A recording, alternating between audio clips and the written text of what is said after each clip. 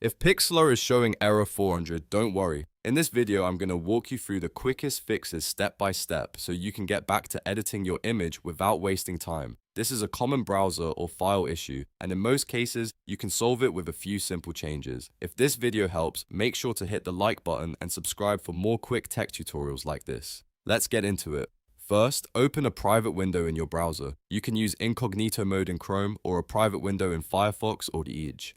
This helps rule out problems caused by saved cookies, cached files, or old browser sessions. Once the private window opens, go to Pixlr and try loading your project again. If the error is gone, then the issue is most likely related to your browser data rather than Pixlr itself. If the error still appears, the next step is to clear Pixlr's site data.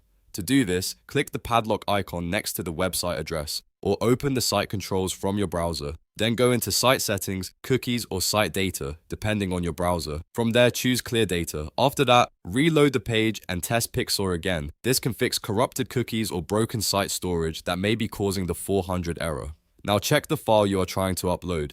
Pixlr can run into problems if the image format is not supported or if the file is damaged. Make sure you are using a common supported format like JPG, PNG, or another compatible image type. If your file was exported from another app, resave it and try again. Also check whether the file is corrupted by opening it in another viewer first. If it doesn't open properly anywhere else, the file itself may be the issue. Next, reduce the file size. Large images or extremely high dimensions can sometimes trigger upload or processing errors. Try using a smaller version of the image and, if needed, lower the dimensions before uploading it to Pixlr. Even a simple resize can make a big difference. If the original file is very large, compress it and test again. This is especially useful if you are working with photos from a camera or high-resolution design exports. After that, take a look at any custom fonts you are using. If Pixlr is loading fonts incorrectly, the error may be connected to unsupported font files. Make sure the font format is supported and ideally use TTF or OTF files. If you recently added a new font and the error started after that, try switching to a different font and see whether Pixlr loads normally.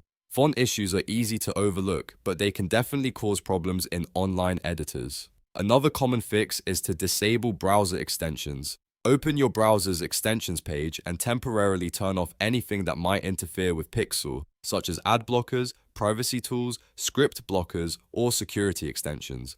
These tools can sometimes block essential site scripts or resources. After disabling them, reload Pixlr and test again. If the site works after that, re-enable your extensions one by one to find the one causing the conflict.